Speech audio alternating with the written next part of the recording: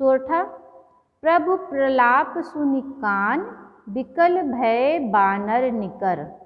आय गयो हनुमान जिमि करुणाम वीर रस। प्रभु प्रलाप सुनि कान, प्रभु के यानी राम के प्रलाप को, रुदन को सुन करके, प्रभु के विलाप को सुनकर जो वानरों का जो पूरा समूह है वो क्या हो गया, विकल भय बानर, यानी जो वानर दल थे वो सब क्या हो गए, व्याकुल हो गए, दुख से व्याकुल हो गए और बाहर आ गए ना। प्रभु के प्रलाप को कान से सुनकर सभी बानर जो हैं बहुत व्याकुल होकर बाहर निकल आए। तभी क्या हुआ, आई गयो हनुमान, तभी हनुमान जी आ गए।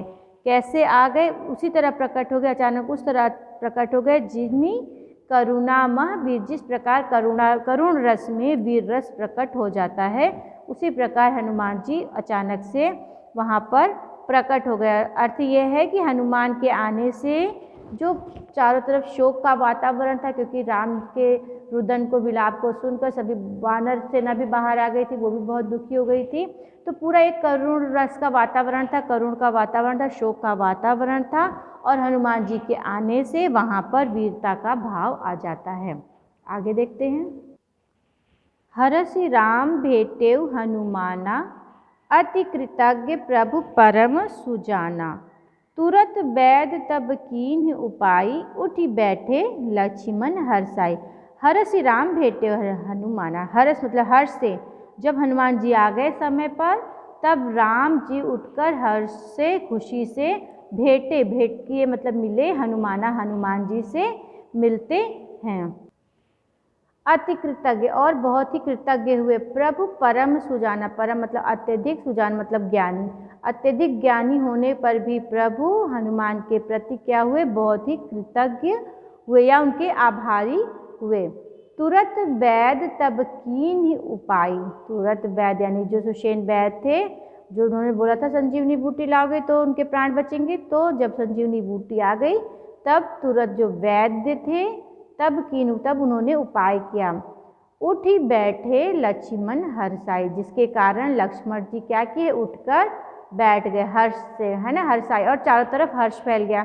जब उन्होंने उपाय किया, संजीवनी बूटी उनको दी, उस उपाय से लक्ष्मण जी स्वस्थ हो गए, उनकी मूर्छा टूट गई और उठकर बैठ गए और चारों तरफ हर्ष की लहर दौड़ गई और वहाँ पर यानी एक तरह से उनको होश आ गया और प्रसन्नतापूर्वक वो हर्ष के साथ उठे लक्ष्मण जी।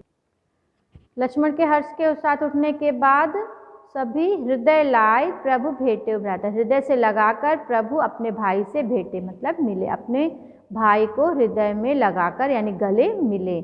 हर्षे सकल भालु कपि भ्राता, हर्ष से मतलब हर्ष से खुशी से खुश हो गए सभी, सकल मतलब सभी, भालु, कपि भ्राता, भ्राता मतलब समूह, भालु मतलब भालु, कपि मतलब वानर और भ्राता मतलब समूह, यानी भालु जाति के वनवासी, कपि जाति के वनवासी, वे सभी खुश हो गए। कपि पुनि वैद तहाँ पहुँचावा, जेहि विधि तबहि ताहि तई लई आवा। कपि ने यानी हनुमान जी ने पुनि वैद, पुनः वैद्य को तहाँ पहुँचा, वो वहाँ पहुँचा दिया।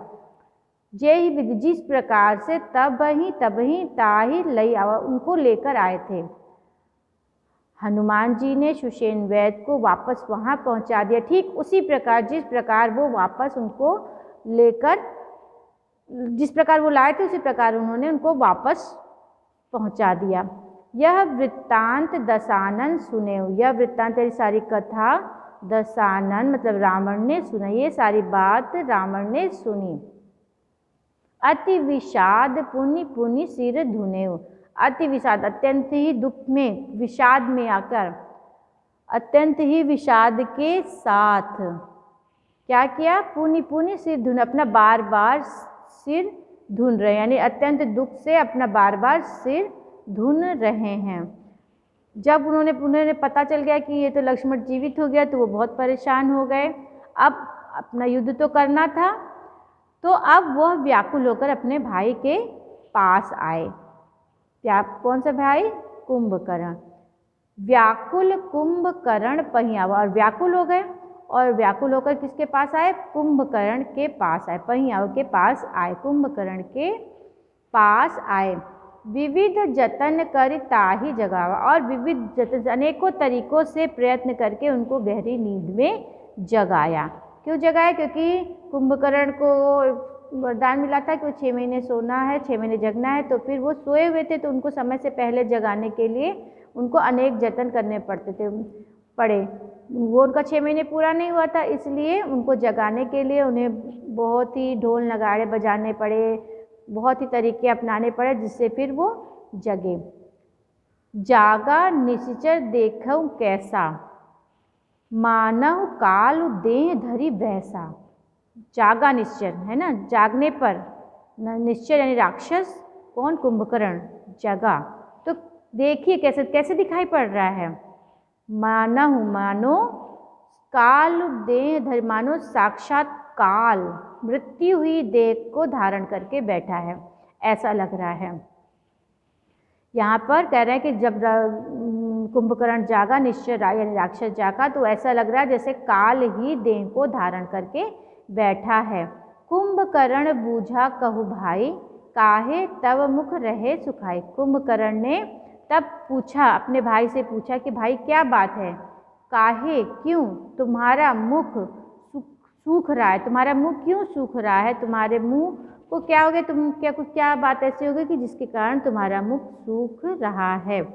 कथा कही सब ते ही अभिमानी, जय प्रकार सीता हरियाणी। तब उस अभिमानी रावण ने सारी कथा सुनाई कि किस प्रकार, जिस प्रकार से सीता को हरण करके आया है, कि सीता का जिस प्रकार हरण करके आए, वो सारी कथा उसने सुनाई।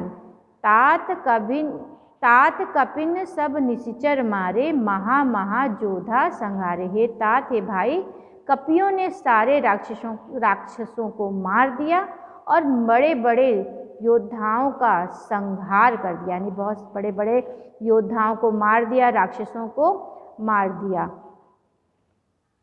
दुर्मुख सुररिप मनुज आहारी, भट अतिकाय अकंपन भारी।